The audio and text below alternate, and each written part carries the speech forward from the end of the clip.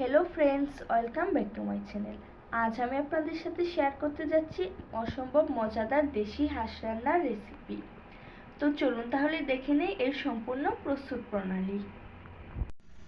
আজ এই রেসিপিটি তৈরি করার জন্য আমি একটি দেশি হাঁসের মাংস নিয়েছি। এখানে 1 কেজি পরিমাণ মাংস হবে। চুলায় একটি প্যান বসিয়ে তেল দিয়ে দিচ্ছি। তেল গরম হয়ে এসেছে, এখন দিয়ে দিচ্ছি 4-5টি তেজপাতা, 4-5টি দারুচিনি, 5টি এলাচ, 5টি লবঙ্গ। এখন এগুলোকে নেড়ে ছেড়ে ভালোভাবে ভেজে নিব।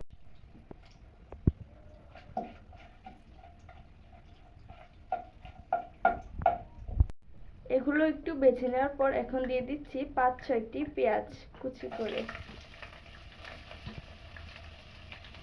এখন দিয়ে দিচ্ছি 1 চামচ আদা বাটা, 1 চামচ রসুন বাটা, 1 চামচ জিরা বাটা। এখন আবার এগুলোকে ভালোভাবে নেড়ে ছেড়ে দিব। এখন এগুলোকে ভালোভাবে কষিয়ে নিব। এখানে আমি তেলের পরিমাণটা কমিয়ে দিয়েছি, কারণ হাঁসের মাংস থেকে অনেকটা তেল বের হবে, তারপর ভালোভাবে কষানো যাবে না। পেঁয়াজ রসুনগুলো একটু ভেজে নেওয়ার পর এখন আমি অন্য মশলাগুলো অ্যাড করে দিচ্ছি। দিয়ে দিচ্ছি 1 চামচ ধনিয়া গুঁড়া, 1 চামচ হলুদ গুঁড়া, 1.5 চামচ মরিচ গুঁড়া, পরিমাণ মতো লবণ। এখন আবার এগুলোকে ভালোভাবে কষিয়ে নিব নেড়ে ছেড়ে।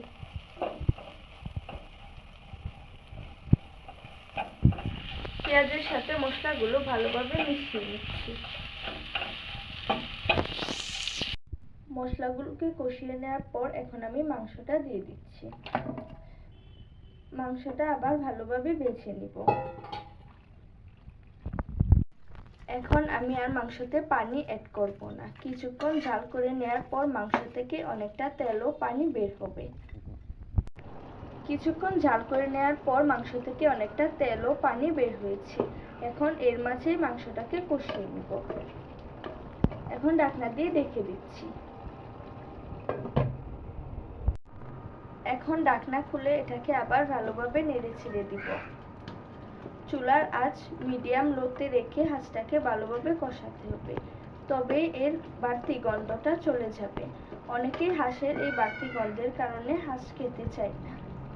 মাংসটা পুরাপুরি কষানো হয়নি, আর একটু লবণ লাগবে, তাই আর একটু লবণ দিয়ে দিচ্ছি। আবার ভালোভাবে নেড়ে ছেড়ে কষিয়ে নেব। মাংসটা কষে এসেছে, উপর দিয়ে তেল বেশি উঠেছে। গরম পানি অ্যাড করে দিচ্ছি।